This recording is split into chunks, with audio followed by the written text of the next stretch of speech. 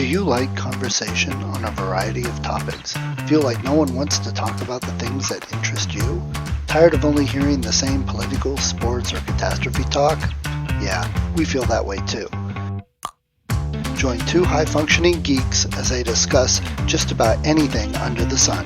We can't tell you what we'll be talking about each week because we don't know where our brains will take us. It will be an interesting conversation though, so hang on and join us. Here comes the Relentless Geekery. Brought to you by Mind Architecture. Building worlds for your mind. Okay. All right, there we go. All right. All I right. think I have the same backdrop as last week, but you know what? I love this one. And It's pretty. okay, now I'm boring. You already got a cool Halloween shirt on and everything. Yeah, let me call this out. Small Town Monsters. It's when Colin was doing all the cryptid stuff.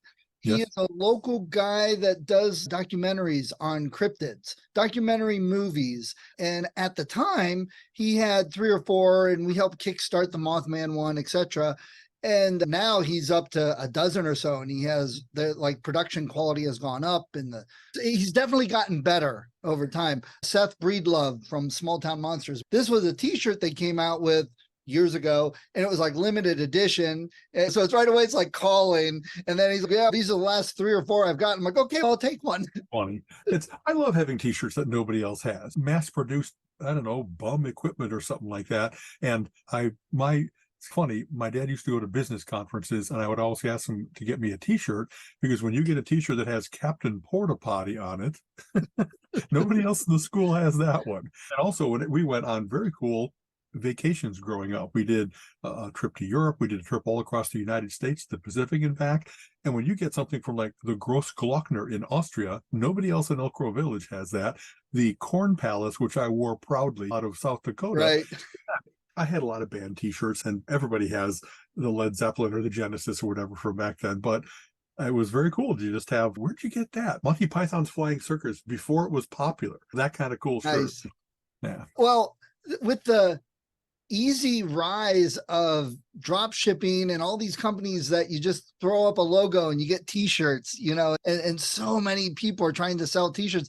The problem most people are doing is, "Oh, that's a great saying, I'm going to make a t-shirt of it." You and 300 other people said the same thing. So That's right. you get the same sayings by 5,000 people. And then you get people going, "This doesn't actually work because I didn't sell anything." That's because you're one of 1,000. How do you stand out? So That's right. something like this, like you said, it's unique. People probably aren't searching for it. "Oh, what's the Halloween special t-shirt from Small Town Monsters?" Unless they did something new every year. It's just people just, "Oh, this is quick and easy." I even know there are sites where you can go to them and just pick a phrase, and it'll give you some AI generated image. You grab it, put it on t-shirts. Don't you realize there's 3 million other people going to that website buying the same phrases? It's like when I worked at Target and stocking the shelves, guys would line up. "Oh, it's Tuesday, it's truck day. That's when the toys come." So they come rushing back in the toy department, and they buy up all the Star Wars figures, going, "Yeah, this is going to give my kid their college tuition in 20, 25 years, because Star Wars figures are worth a lot." And it's, yeah, the ones from the 70s that nobody got. But if you can buy it at Walmart and Target, everybody gets it, and it's not going to be. And guess what? They're actually worth less now than they were at the store then. So. Yes. Collectibles is a tricky business, as you and I both being folks that, I don't know, I've kept all mine in great condition. But even then, if there were 100,000 of these produced, it's not like a comic book that was from the war and there were paper drives and then there's only so many copies left extant. It's more, anybody who bought a copy of, I don't know, X-Men #1, when they did one of the many reboots, it doesn't matter whether you got the prismatic or the gold foil or any kind of cover, there were still hundreds of thousands of those produced, and it's only like the lightning in a bottle. Nobody expected Teenage Mutant Ninja Turtles to be anything but like a vanity project that Eastman and Laird did as a goof on the comic book industry. And then when it caught on, no one was more astonished than them. You know what I mean? It's fun to have that kind of stuff. And because I've been going through the comic books, cataloging everything, I can really see many of my most, I would call it most valuable things, are the ones where it's not, hey, big launch #1, it's first appearance of Moon Knight in American Werewolf was it? or Werewolf by Night. Right. Werewolf by Night, exactly that, and like the number 37. So the title is already well established and stuff, and that's what you'll get is first appearance of Blade, first appearance of Moon Knight, first appearance of Wolverine, Hulk number 181. Who would have thought anything at 181 would be valuable? And yet those are the kind of things. When I was a completist, I really was buying pretty much everything every month. I never bought like this will be valuable someday, but I really thought as I read them, I'm like covering every space on the roulette wheel. You're not going to really win, but the ones that take off, and maybe that's how you invest as well. You don't, if you have a portfolio of 25 stocks, you don't necessarily expect 25 to all do well. But if any one of those does a 5x that it does so well, it makes up for all the little $100,000 losses because it made so much money. And I think that maybe that's how it is for any kind of collectible, Star Wars figures or Teenage Mutant Ninja Turtle. Colleen has cereal bowls that I think have that on, or some other Saturday morning cartoon thing. Maybe they're valuable. I hope they are because she really wants them to be. But are they valuable in a flea market way? Or are they valuable in an eBay and big auction heritage type way? I'm not sure. Right. And the problem is with eBay, people just don't get it. They're like, oh, everyone loves Spider-Man. So they come in the comic book store. I've got some Spider-Man comics. They're worth a lot. And Colin looks at them and they're from the 90s, which are some of the generally lowest quality production, lowest collectible. And not only that, but it's like issues they already have 20 of, and they're beat up and covers torn. People don't realize if you have a number, whatever, that's worth $1 million at a 9.8 graded thing. Right. You go down to 9.6, it doesn't just go down to 900,000. That'll drop to $100,000 now. And if you go to a 9.4, now it's only worth $1,000. It's that big of a jump. People don't realize it. So when you got one with a beat up whatever, yeah, that's a 1.5. It's worth about 20 cents. Exactly. Yeah. Having said all this, and maybe one of the things that keeps Antique Roadshow and every other place like this alive, I just saw a little story about somebody in Milwaukee, if I remember right. A comic store came into possession of Amazing Fantasy number 15, and they're selling it. And they're like, and it's in 3.0 condition. So all the things you're saying, there's a precipitous drop. It's not the $3.6 million copy that was near perfect that sold a couple of years ago, but it's still worth like $35,000. So certain things, historically significant things, still have that. And not to be weird, I have a copy of Amazing Fantasy number 15, and mine's in even better shape than 3.0. And I've always laughed about this. One day that'll be, hey, I sold it and then I bought a car. I sold something and then I took a European all expenses paid. And that's the guy of all the ones I want to hold on to so that I can say, look at me, look what I got. But that's the one that probably, I don't know, I've got a couple things that are worth serious money. And that's the one I want to least part with because it's the most like during my lifetime and significant. And I like saying it. I like saying I got a copy of this, that kind of thing. Other things, I can't wait for my G.I. Joes to become valuable. They already are much, much more than I expected. And of course, the movies came out and that made them more valuable, but they haven't made a new G.I. Joe movie in a long time. But they didn't make really good G.I. Joe movies either.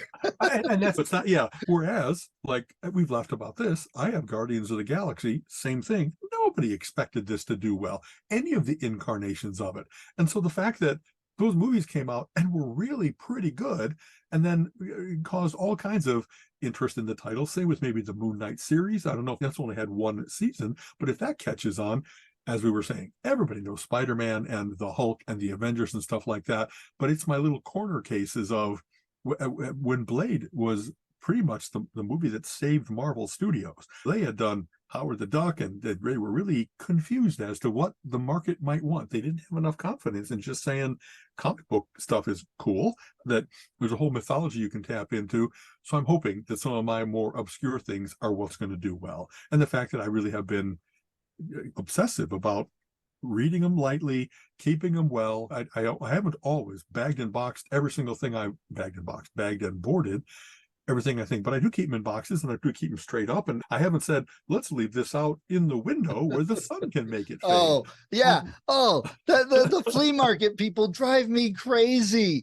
They get, oh yeah, there's a lot of good books in that comic box there. And I'm looking at, okay, dude, it's sitting on the ground with all this dust being kicked up. The sun is shining directly on it. And I don't see any bags and boards. So that stuff's not worth anything. I said, if there's something I'm really looking for that I'd be happy to have, it's like that comic's worth like $600. I'm like, not this one, not this copy. Right. And even worse are the people with the video game machines that they leave them sitting in the sun, or the cartridges, or the worst ones are the instruments where they leave a trumpet or a guitar or a violin sitting in the sun. It's, what is wrong with you people? Yeah. I guess people really, they see metal and they say, this is like a girder. We can leave this out. It's unharmable. And no, that's actually a kind of a precision device. Yeah. I know that nowadays there's a whole bunch of stuff about vintage guitars. You are much more the musician than I, like a working musician. You've had multiple things. I couldn't tell you who made what when that makes it, oh yeah, that's the version of the Stratocaster that everybody really wants, because for whatever reason, it was exactly that model year that was like the best wood, the best pickups, the first full, not assembled, but single piece body, all those things that I know from reading my Guitar Player magazine. Like, so this is why Steve Vai loves playing this particular guy, where it's I don't know. So I have a feel for that, but there really are, not only from the significance of who owned it before, which has always struck me as a little bit weird and ghoulish. You know what I mean? It's not like some part of the guy's soul transferred into Jimi Hendrix. I don't know. There's a Stephen King story that's called that's the one with the band in heaven. But they've got a hell of a band. I don't know if They you've got ever a hell read of that a one. band. Yeah. So, but having said that, there is something cool to be like, you know, that video where he's playing at Woodstock? That's that guitar. Right. It's not the one he set on fire. There's historic provenance to that kind of stuff. But I love finding, I don't know, out of violins that are hundreds of years old, when you read about a Stradivarius or an Amati or whoever else, there really were craftspeople back then that knew intimately how to do this without having computer modeling to assist them in it.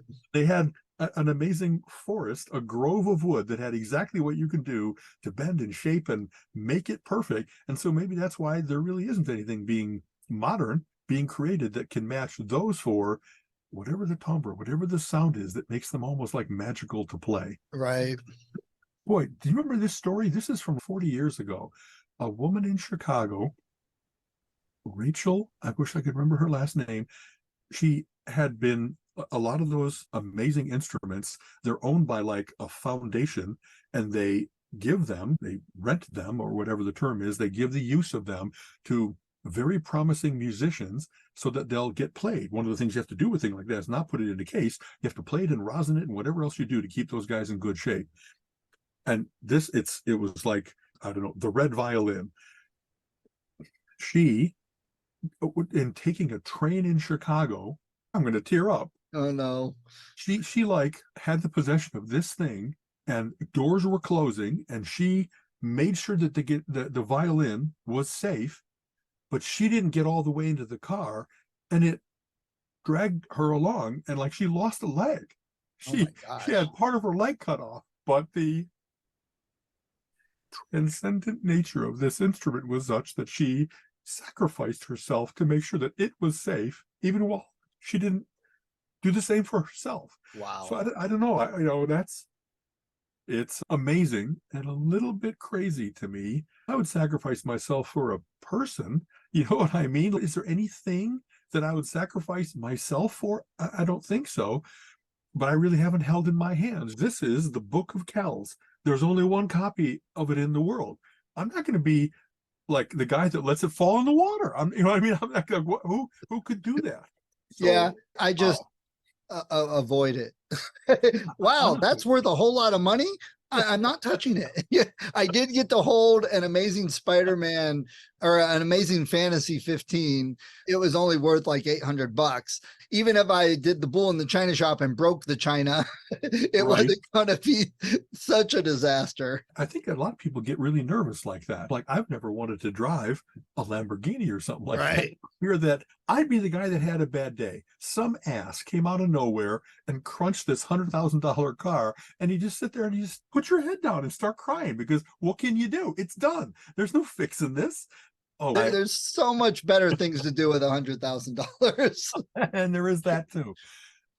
So here, Colleen and I were on the way to see Bill Burr, and she got it. We got into the theater, and she noticed that her engagement ring was gone.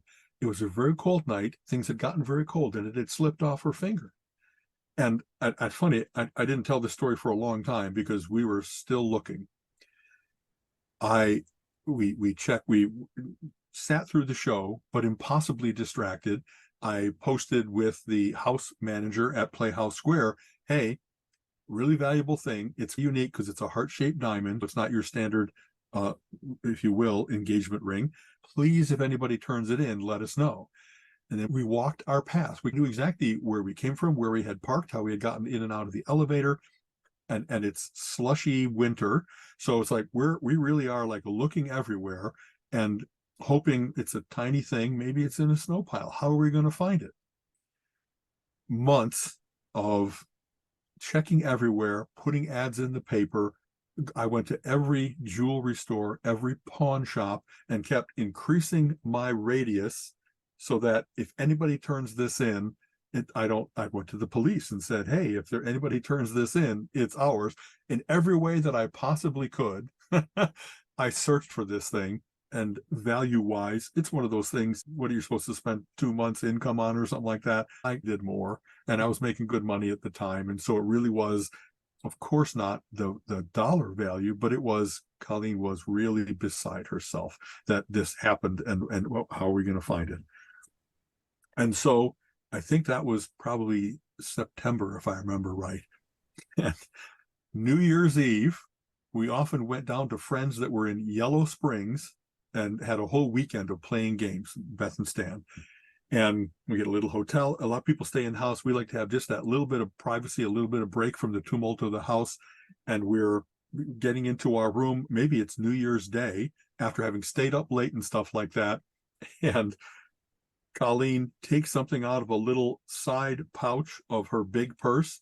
And with that thing, katunk, comes the ring. Oh, wow. And it was just one of those things where it's, oh, this weight. Happy New Year. I've been looking so hard. She's been so sad. We both had been just beside ourselves. I had already made plans to replace it. You know what I mean? I'm not going to let her be without a ring, all that kind of stuff. And yet that little bit of, okay, when am I going to call it quits? When am I really going to say, I guess someone just has it. They or it's like in a storm drain and it's in the fucking Lake Erie at this point, or whatever might have happened. You're like laughing, crying. You like have such an overwhelming cascade of emotions. But boy, that was the best New Year's Day ever. So please tell me that you like pulled out a whole roll of duct tape and wrapped her finger in duct tape to keep it on. I would have done that just to be. What we did, yeah, funny. A whole bunch of circumstances led to this happening. We had both been doing Weight Watchers. And so her hands really had gotten slightly slimmer. So we went and got it resized so that it really was just right for her finger. And we got what's called a ring guard. It's one of those things you can put right next to it. And then because it's that much wider, it doesn't have the opportunity to like, well, you make a gesture and it flies off. It just holds on. And of course, the money that I had started to hoard, it went into this cool ring guard. So it's got like a nice little row of diamonds and that kind of stuff. Nowhere near the big single heart, but you can do a lot of smaller diamonds for still a very reasonable price and it looked beautiful. It was like, okay, let's celebrate this, but you don't need to be wearing like the Hope diamond and like put it back in the pocket. It's going to be someone's going to see your ring and say blam blam. You know what I mean? We don't need to have Batman's parents here. Right. So it has turned out well, that she's very happy with the ring and the additions and all that kind of stuff. We made sure that no, that couldn't happen again.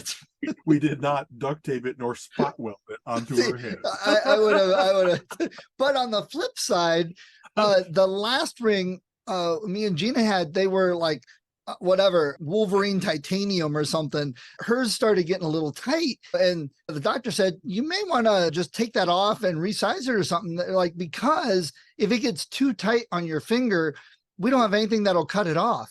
So we take your finger off. And I'm like, yeah, okay, we're not doing that anymore. I believe I will resize that. Thank you for the advice. Man, I've had it where, I don't know, we went hiking or something like that, and I, had swell because your extremities are moving and that kind of stuff. And I had to do the trick where you like wind string around your finger so that it compresses the flesh. And then just ahead of it, you keep on unwinding it so the ring gets on it while you're still smooshed down.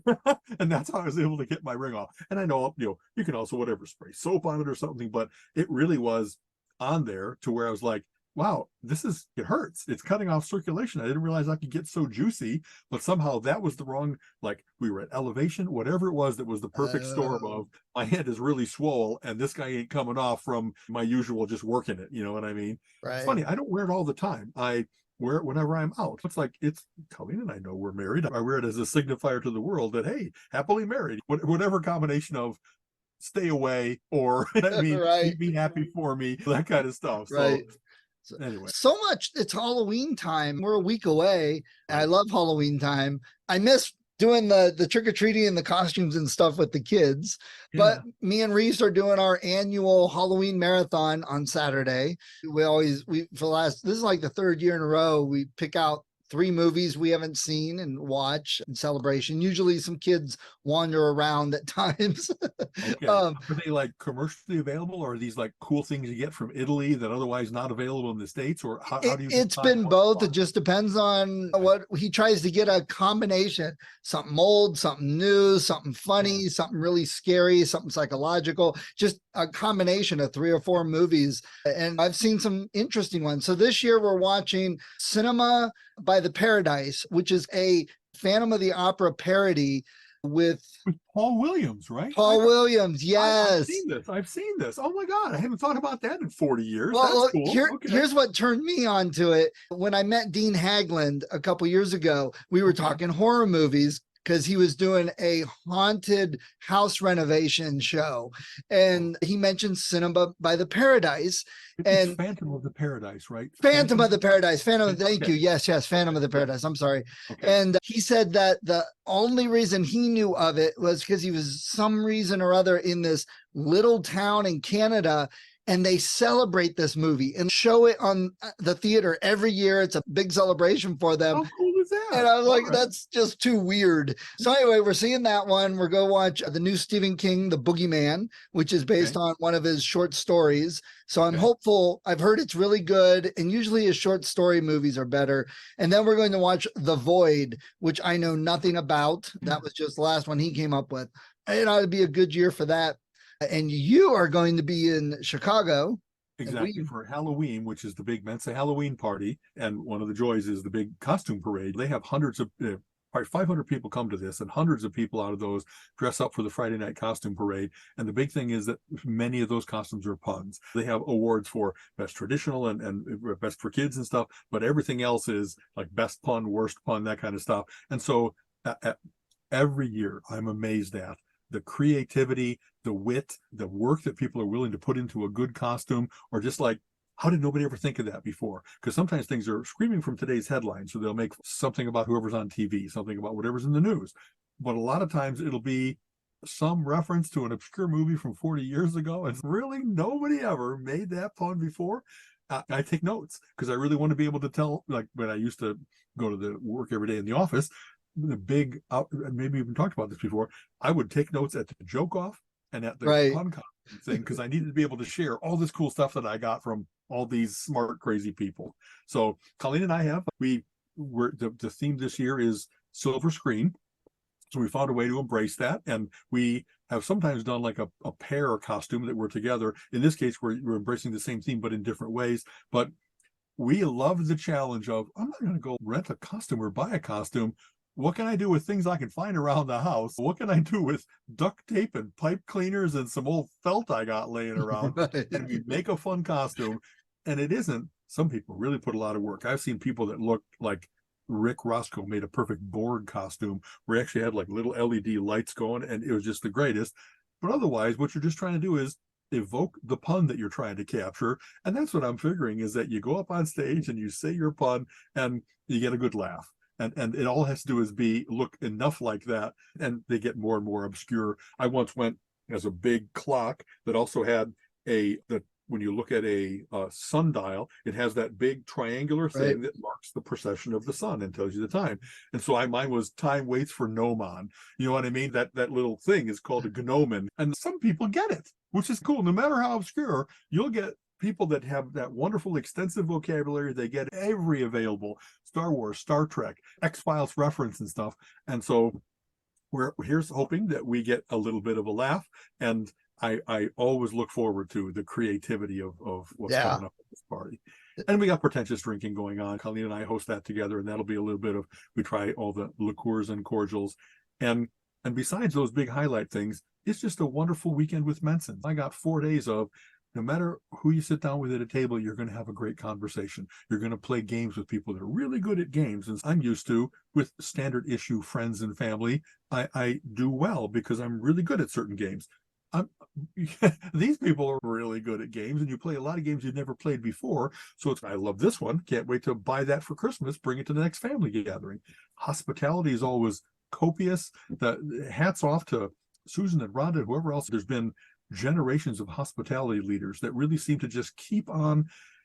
They're so consistent. They have a great everything salad bar. The meals are great. They have a coolers full of variety of soda pops and beers. They get local craft brews that every year, I'm not a beer person, but every year people talk about, this is just so good. Where did they find this?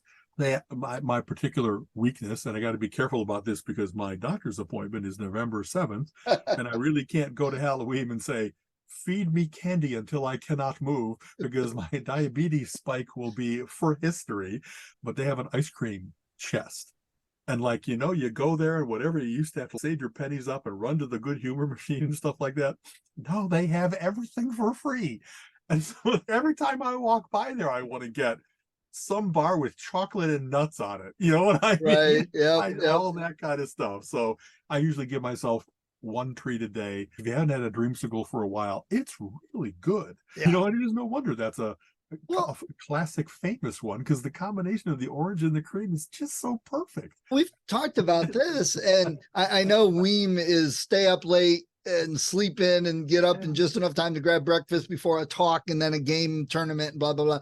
But I know I found if I would do somewhere between 2 and 5 miles, either jogging, walking, whatever, my carbs stay down for the day. So if I do eat something later, as long as I don't, really watching the carbs, I can have that popsicle or something, and it doesn't spike me up. It's a great idea, because where they have it at the Western North Shore, it's right on the Des Plaines River, and there's a beautiful path that you walk along. So you can easily put in, like you said, 2 to 5 miles, just get outside. I'm hoping that it's going to be cold and clear. You know what I mean? If as long as it's not raining, snowing, and you don't want to go outside, but otherwise a crisp fall day is fantastic. This forest, I'm in, that kind of thing. So I am doing my talk. I am doing the Listening from the Fire Hose, and it's first thing Saturday morning. So what you were just saying about sleeping in, nope. I'm going to be all the people that were diehard enough, willing to get up, not on Mensa time, but on regular human being time, and make it to my 9 o'clock talk. And so we'll see how that goes. Nice. Good luck on that. I've heard it at the monthly meeting up in Cleveland. Exactly. It's much enlarged from then. I, as you remember, took down lots of feedback and have talking from the fire hose. Right. It's the fire hose is even wider bore now. One thing I did is I mentioned a lot of stuff, but what I've done is I'm still working on it, putting a lot of links in so that we can just pop out real quick and saying, and here's the list of all the Hugo Award winners from the beginning of science fiction till now. And just that to make it obvious, if you will. I want people to take notes, or just it's so easy to find these things if you look for them. If you're looking for the best of this kind of music, this kind of genre fiction, these kinds of games to play, and you trust that there really are people that, because they've played a lot, their opinion is a learned one, and that therefore I'm really trying to get to that. And overall, the justification for it really shouldn't be that you just wait to see what comes along, that you really, if you only have a certain limited amount of time on this planet, and oh no, am I being 64, that specter looms. I really, as much as I enjoy watching just silly stuff. I also want to make sure that I can say, yeah, I've seen the 100 best movies of all time. I've read the 100 best books, and that kind of, or at least I made the attempt. And it's, sometimes people say one of the best 100 books is still, intellectually that's correct, but it's not a satisfying read, or at least it wasn't to me. And but then that's something even to talk about. What is it about me? I think I'm an intellectual guy, and yet some books have been impenetrable. And I guess there was a different style of writing and of reading 50 years ago that they made it onto the list and never came off. It's a cool discussion. I'm hoping that this will be one of those talks that will engender lots of other good discussions at the tables as the weekend goes by. So Yeah. we'll see what. Nice, Okay. nice. And speaking of movies and shows, so me and Colin went and saw Hunters or Killers of the Flower Moon. Flower Moon. You mentioned there's new Doom Patrol, so lots of new things to watch. What did you think of Scorsese's latest? Because apparently it's a significant movie. It really tells them another one of those stories has been suppressed by people that don't want us to know what shits we've been. Yes, it absolutely is. It's actually a story I did know, though not in depth. And of course, I'm sure there's a little bit of fictionalization. Basically, the main story is true. The Osage people back in like the late 1800s or so, when they were getting moved onto their own territories and the tribal lands, they found oil on their land and they became super rich. And the white man swooped in and basically was killing them to get the rights of the oil. And so that's the story. We've taken everything else from them now that we've, oh, that's so terrible. And of course, the basics were all there, were all true. It was the real people that were involved and that type of stuff. As far as what was fictionalized, it's Scorsese. I doubt if they did it just to make it glamorous, and it was very subtle and understated. It wasn't sensational. It wasn't dramatic. It was in a little, not that you had to pay attention to know what was going on, but it didn't like make it blaringly out there and obvious like a lot of movies do. So loved it. It was really long. So take a pee break beforehand.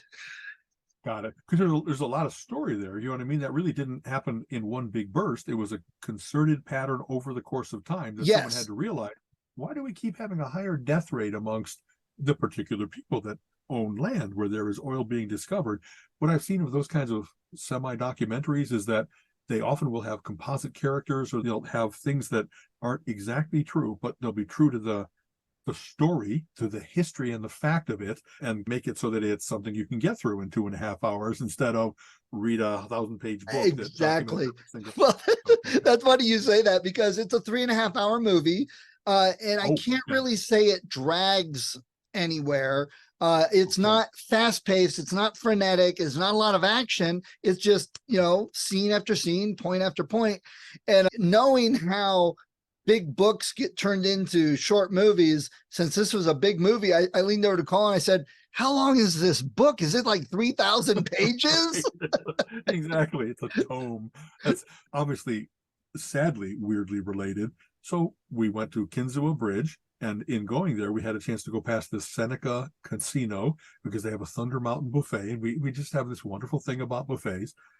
I think that one of the best things that's happened in the course of my lifetime is Indian tribes that still have sovereignty open a casino, and they're outside of the laws that say you can only have a casino on the river, you can only have 3 per state or whatever. And the fact that they do it and make a ton of money doing it, and that all of us collective foolish white men that did terrible things in order to steal from them over the course of a couple hundred years, I find it very amusing that now we're bellying up to the chance to give that money back. Yep. You know what I mean? Yeah, it's absolutely. I even had the feeling during the movie, I was like, man, I'm like ashamed to be a white guy. If this is what they do, it's horrible. And I know some of the things in the movie, I was like, wow, this is almost taken from today's headlines. It's like, I leaned over to Colin and I said, I think there's a certain orange character that we know that took the playbook from this guy that's killing off all, because he was so manipulative. It was crazy. I love you. You guys are so wonderful. And everybody's, oh, you're so great. It's like, I would do anything for you. Hey, why don't you go kill that person? And geez, oh man. You know, this is funny to me. A lot of Relentless Geekery is that it's about facts and truth. You know what I mean? That it of course we read our fantasy books and stuff like that, but there's the ability to differentiate between fantasy and reality. And so much of what you're now seeing in Texas, Florida, maybe still Oklahoma, Kansas, those attempts to repress historic truth, to change the textbooks that we're teaching, and to just like they outlaw talking about that kind of stuff has happened. It's disgusting if you really care about the truth. And what's especially painful is it's not that we're just learning to do that now. Who has heard the tale of the killer moon? Who has heard about Black Wall Street and the destruction of that entire district in Tulsa?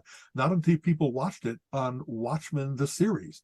And there's tons of hearing every year. I read again about Emmett Till. Every time that someone makes a reference to lynching, that somehow because I'm getting bad press, I'm being lynched. You motherfucker, you don't know what lynching is unless you've seen an innocent kid get beaten to death, near to death, instead hung. It's so terrible you can't even talk about it. You can't, like, exactly. People had to contend with the horrible, ugly reality of that there were people in, and that seems to be the new running around terrorizing towns. That should absolutely be part of our awareness that cultural heritage wise, that kind of blind, unreasoning, vile hatred that's been around for a long time. Maybe it's not gone. Maybe it's still just bubbling under the surface. Yeah. And that's why we have to know about it to prevent it from happening again. And it seems to be, I will caveat that it seems to be a lot of the Republicans, the MAGA group that, oh, we're being genocide. Oh, what the, are you, because you said this and somebody said, no, that's not true. Oh, suddenly it's genocide against you. Do you people even know what these terms mean? So I think that they do, and they know that they're using them because it's the inciting and the emotional impact of it.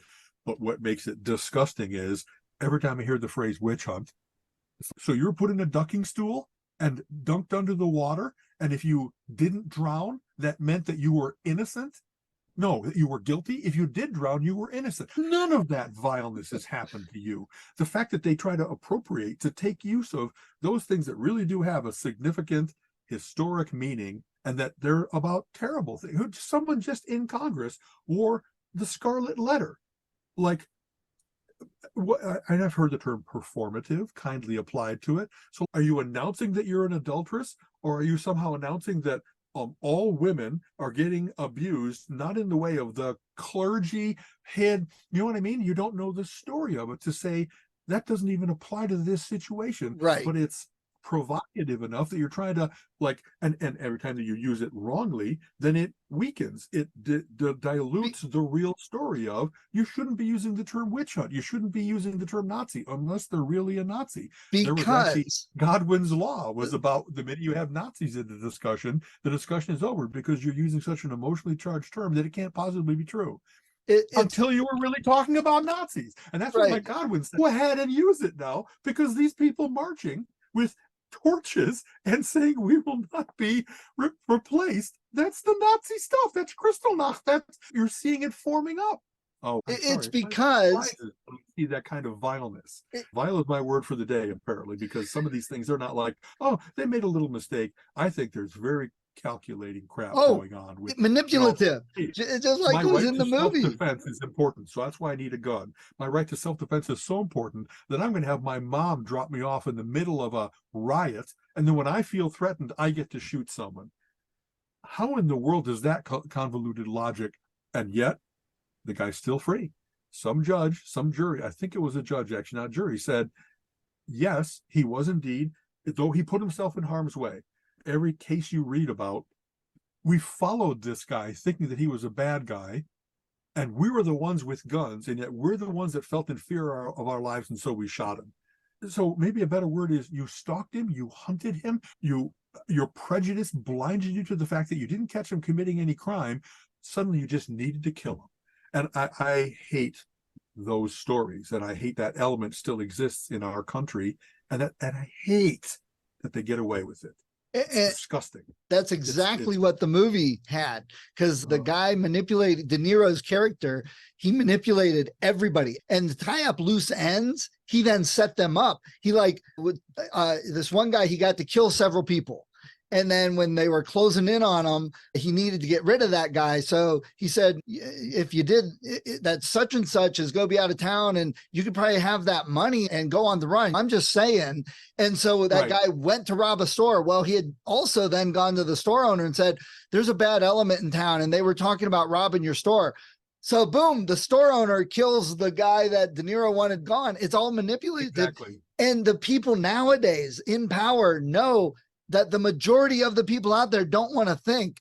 So they only do headlines. So that's what they want. They want a headline, the Scarlet A. They want that headline. They don't care about anything else. And click, oh, The it's a details headline. Now I'm behind it. incensed.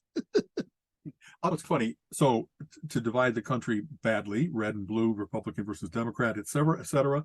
I don't always agree with that. But one thing I'll give them is that I often see the red side, they're really good at giving things names in the ways we just talked about, co-opting or just making it so that it sticks. It's a more mimetic form of it. I just saw a ridiculous thing happen. They're calling what you just talked about, like murder by proxy, stochastic terrorism.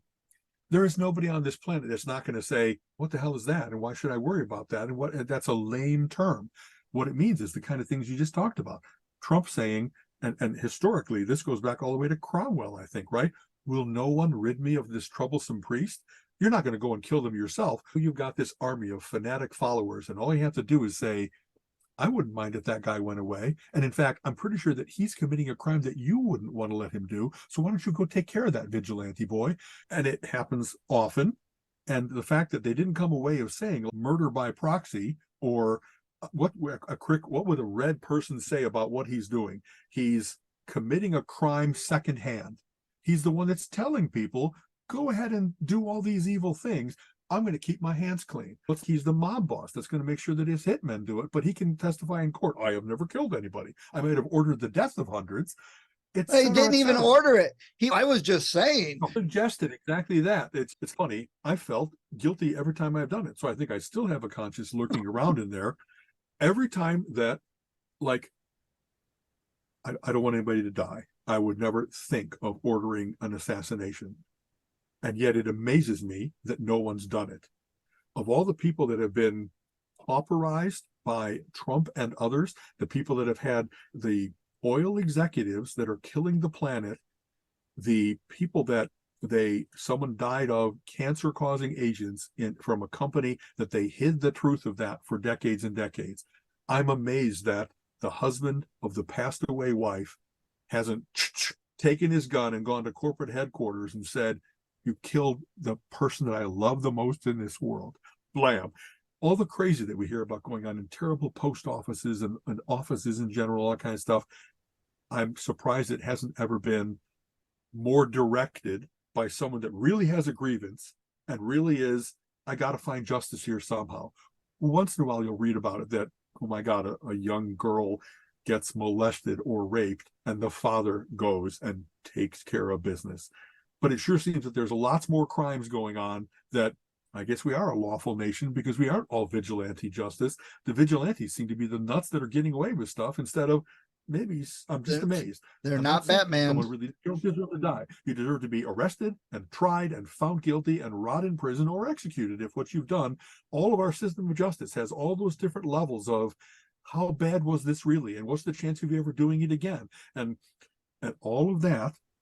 And so I am amazed that we haven't had more corporate killings, more governmental killings, for where you passed a bill that took away the health funding so that now all of my friends who needed insulin, all my friends who needed AIDS treatments, they are at risk or have died. Every single person, million people died from COVID. I had to guess who was responsible for that. It's the people that were from the start saying, oh, that's not real. Oh, here, try some bleach. Oh, how about some magic light? there's culpability there. There's absolutely, if an insurance case, if it's not a criminal, but a civil suit where it's not absolutely beyond a reasonable doubt, but it's the preponderance of evidence, there's absolutely people that I think have been more responsible for the housing crisis and the COVID crisis and the gun crisis and whatever else. And how are they still around? I just can't believe that people haven't said, I've had enough. So you can see that I'm on the edge of having enough. You know what I mean? But what you were talking about, it reminds me of The Crow, the mythology of The Crow, that series. And goes back from the dead to avenge his own death. And it brings up the question of what is justice? And we've heard it, but they get dismissed as the crazies. Is justice that, just examples, a cop shoots a black kid and everybody that is on the jury, the people arresting him, everybody is a white guy like him. And is that justice? And even when it's whatever situation, I'm like, really? So justice is this person pulled up to a light, pulled out a machine gun and shot a family of 5, killed them all, regardless of color, because it was a gang initiation.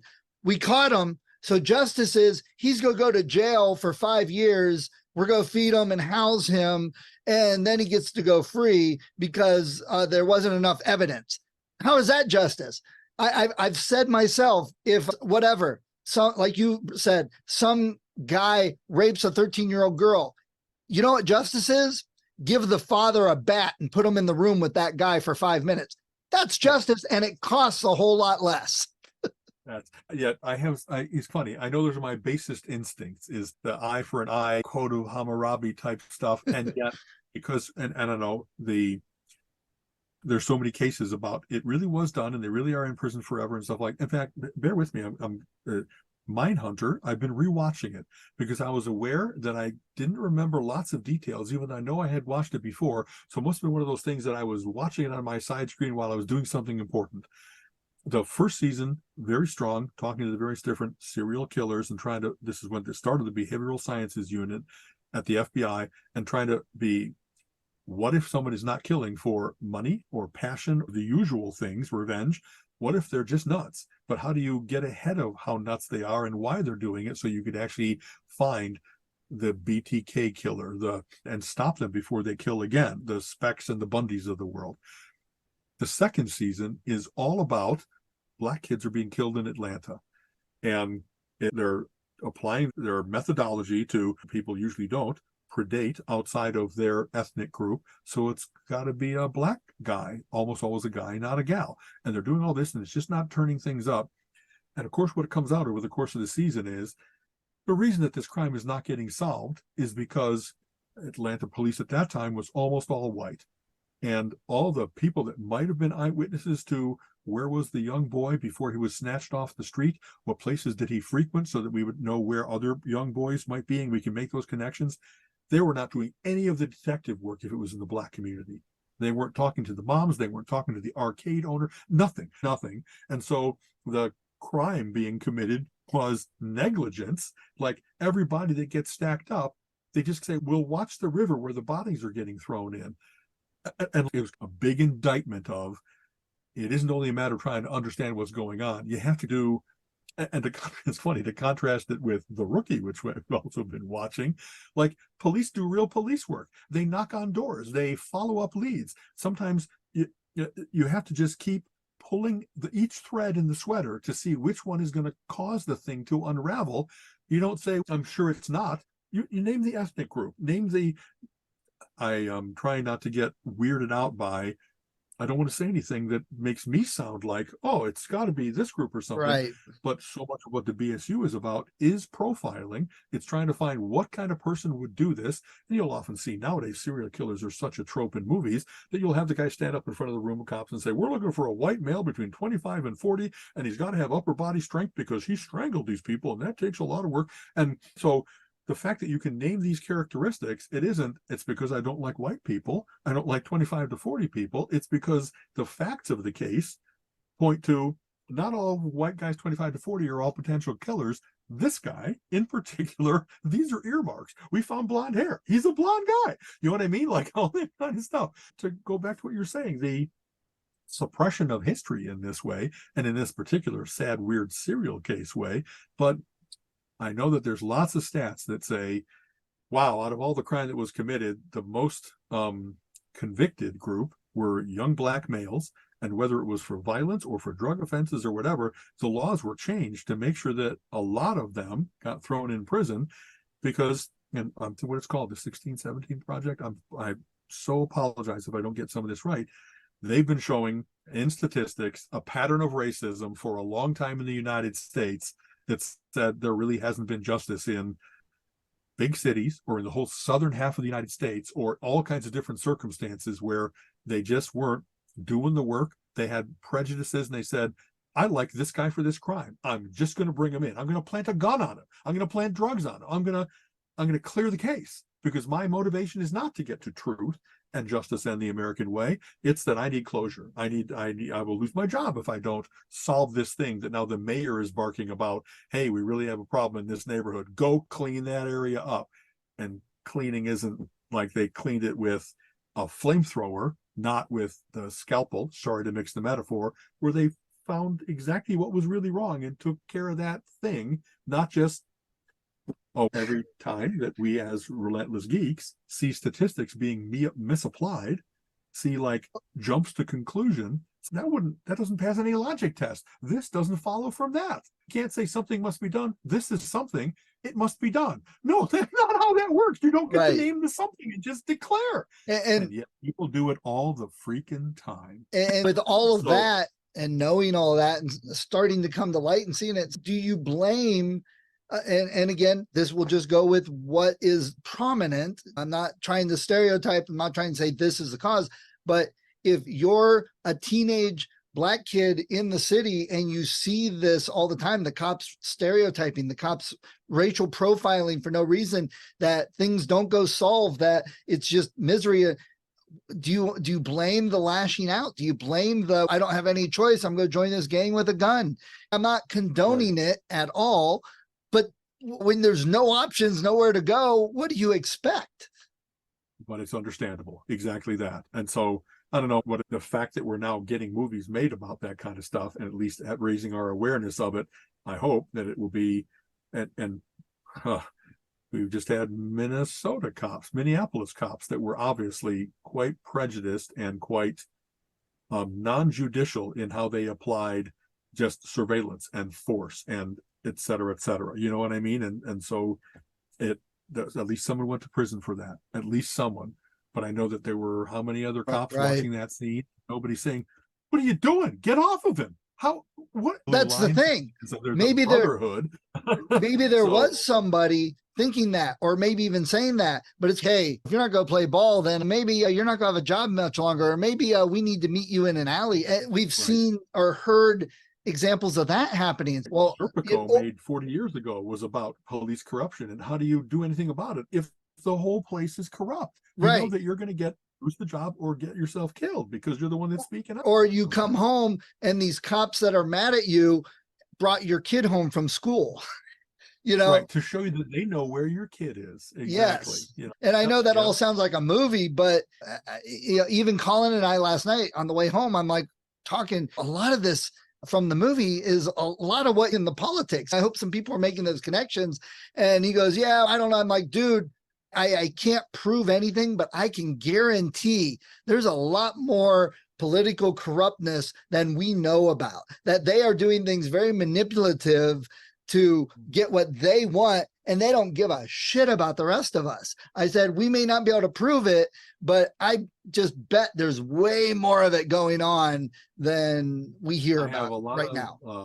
Agreement and awareness and suspicion in the same ways that you do. The power corrupts. And when people see that they can get away with misuse of resources, misuse of the truth, we just saw in the last couple of days, a couple of things. We saw The Wiz, wonderful, happy recreation of The Wizard of Oz, all black cast, fantastic music, very happy, all big dance numbers and cool. Michael Jackson and Diana Ross on the initial in the 70s were the original, exactly. And in fact, we did the we always do a little bit of research so that we know what we're getting into. Oftentimes the Broadway buzz, which Playhouse Square does before the thing, we had to miss this one, but we did that little bit of, that would have been fantastic casting. And like Nipsey Russell was in it, the height of mid 70s or going into the 80s, black Right. entertainment and comedy and so forth were all in this movie. Very cool. Then we went to see a play called Cat's Paw at the Beck Center, which is our Lakewood local theater. High quality publications, but cool, smaller scale stuff. And this is in what they call Black Box Theater, where it seats maybe 200 people total. So it's intimate. We were 5 rows up, and you could just see the little drop of sweat trickling down someone. And this thing was about a lot of what, so it's about incidents in the 80s when Reagan was president that are still horribly true today, because the 80s was the testing ground for a lot of, here's how we manipulate the media. Here's how we, by someone committed a crime, but if we label them a terrorist, then it's, oh, get them. We don't have to worry about the facts of it. Now we just know that they're evil. And what drives people to become an eco warrior, that they would actually blow something up or do something, splash red paint on the steps of Congress or something like that, do a car bomb, whatever. And the cool thing about the play was it had, and the corporate person, that they are the ones that ordered all these people to have polluted water that they knew would kill a certain number of people with high probability. But hey, that's not our bottom line is important. It's the Pinto defense, right? We know there's going to be a certain number of cars blowing up, but it's just odds. So it didn't answer any of those questions. It just showed, here's where a lot of these things have been around for a long time. The minute you had mass media and media that you could manipulate, or media that the people in the media were determined to get the story, they will stand by and watch while someone immolates themselves instead of, my God, get a blanket, get a bucket, put them out, et cetera, et cetera. And the corporate manipulators and the righteousness, the certainty of a terrorist, of a fanatic, let's pull out terrorist out of fanatic. It just was all really well presented. And he just walked out of there going, man, I got to unpack a lot of stuff. I got to think a lot about what I just saw. Were there any heroes and villains? No. Was it winners and losers? It just was this slice of life of that kind of stuff has been happening for most of my life, like most of my adult life, at least. And have we found any solutions? Have we gotten better about not sensationalizing the media, not letting the fanatics get to the point that they're radicalizing others as well? I think it's also that the run is now closed. I think we saw it on the last night of its run. So I can't even say, hey, everybody, rush over to the Beck. You know what I mean? I feel really bad about that I didn't see it early enough that I could recommend it so that other people could see this thing. And I want to have people to talk about with it. Right. So, you know what I mean? And it's not, there's always been great plays about those kinds of things, about Screaming from Today's Headline. Let's see, David Mamet did one where a college professor is accused of harassing a young female student.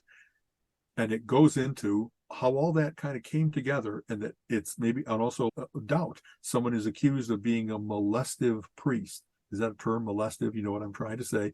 And it doesn't have to tell the story except to tell the story, tell the truth. Don't take a side, say that there really are conflicts and things there's no winners and there's no losers, but we sure don't want this to happen.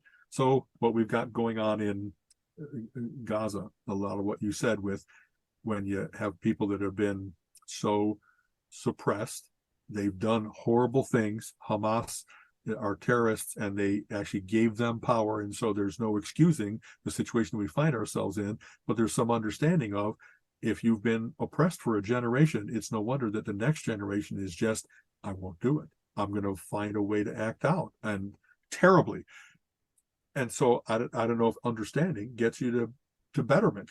You know what I mean? Understanding how bad it is and saying, despite all of my understanding, that's still an evil act, and we can't stand for it and stuff. So I'm not an apologist for anybody, but I am at least trying to say I totally side. And so having said that, oh no, Israel has cordoned off the Gaza Strip for a long time, but Israel has been under threat from the Arab world ever since its existence in 49/47. You know what I mean? Right. And so who's sweeping statement, I think it might be, is there any fixing this? Is there any fixing a part of the world where three major religions call that exact same couple square miles their holy sites, and they all want them, and they all want them not to be defiled by the infidel or by the unbeliever or whatever the term is. And like, I think it's sadly, it's ununderstandable how it can't get any better, but it can't. It's a forever thing as long as there is religion, as long as there is faith and belief and fanaticism that takes it too far, as long as there's the weapons upgrades that we've seen, that now it's not that you can kill a lot of people quickly instead of personal and gladiatorial combat. We're so well beyond whatever happened 4,000 and 2,000 and et cetera years ago. Right. And yet our base human nature has bigger and bigger ways of hurting people. So I got no wisdom except what a terrible situation, and can we just contain the damage somehow? It's a terrible thing to step back from it. I have a side because I have so many people that I know and care about, and I want them to be safe. But I want everybody to be safe. So I don't want, in keeping people safe, the savagery of the safety to invalidate. Right. Oh my God, it's just so terrible. It's just so terrible. So there's a downer note. I'm sorry, but there you go. I got Patrol.